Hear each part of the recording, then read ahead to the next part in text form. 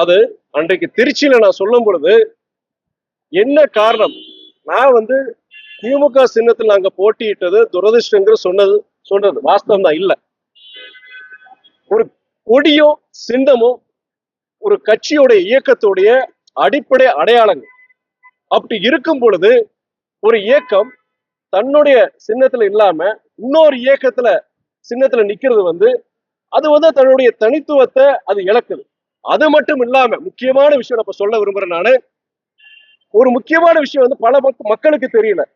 அது என்ன விஷயம்னா, சின்ன மாத்திரம் பிரச்சனை கிடையாது. அதுல ஒரு கட்சியோட வேட்பாளர் இன்னொரு கட்சி சின்னத்தில் நிற்கும் பொழுது அந்த இயக்கத்தை முதல்ல எந்த கட்சியை சார்ந்தவரோ அதை முதல்ல ராஜினாமா பண்ணணும். அடிப்படை உறுப்பினர் ராஜினாமா பண்ணிட்டு எந்த கட்சி சின்னத்துல போட்டி போடுறாரோ அந்த கட்சியோடைய உறுப்பினரா முதல்ல அவர் மாறணும். மாறிட்டு அதுக்கப்புறம் அந்த கட்சி சின்னத்துல போட்டி போடணும். தயவுசெய்து தெரிஞ்சுக்கோங்க, சின்ன மாத்திரம் கிடையாது. அவருடைய எந்த இயக்கத்தை சார்ந்தவரோ அந்த இயக்கத்துல ராஜினாமா பண்ணிட்டு இன்னொரு இயக்கத்துல ஒரு போட்டி போடுறோம். இது ஜனநாயகமாங்கிறது என்னுடைய கேள்வி.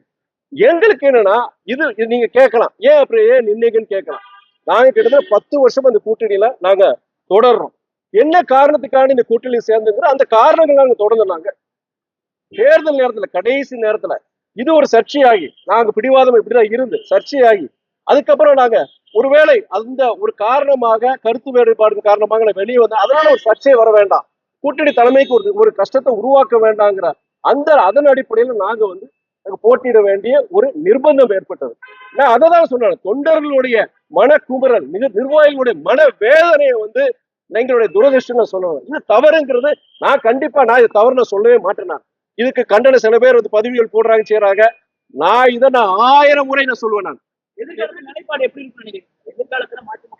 எதிர்காலத்துல சொல்றேன், நான் ஒரு இயக்கம் இன்னொரு இயக்க சின்னத்துல போட்டி போடக்கூடாதுங்கிறது எங்களுடைய பொதுக்குழுல தலைமை விரும்புதோ இல்லையோ என்னுடைய ஒரு முக்கியமான கோரிக்கை. எங்க இயக்கத்துல அத்தனை பேருடைய முக்கியமான கோரிக்கையா இருக்கு.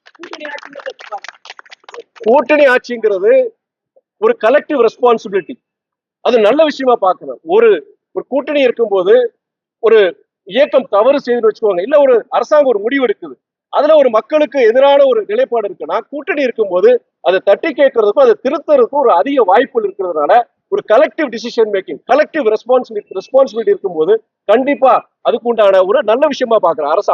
அரசாங்கத்துக்கு நல்லது, மக்களுக்கு நல்லதா பாக்குறாங்க. எப்படிங்க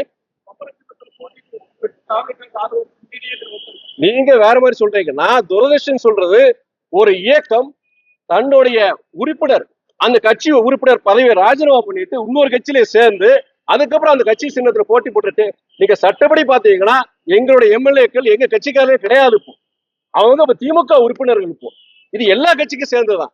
இது ஒரு ஜனநாயகத்துக்கு ஒரு இழுக்குதான் நான் பாக்குறேன். நான் அதன் அடிப்படையில் நான் ஒரு துரதிருஷ்டம் சொல்றேனே தவிர நாங்க இருந்துதான் நாங்க தாவேக்காக்கு ஆதரவு கொடுத்திருப்போமே, நாங்களும் அதை சேர்ந்திருப்பீங்க அந்த அர்த்தத்துல சொல்ற. தயவுசெய்து கொச்சப்படுத்தாரு.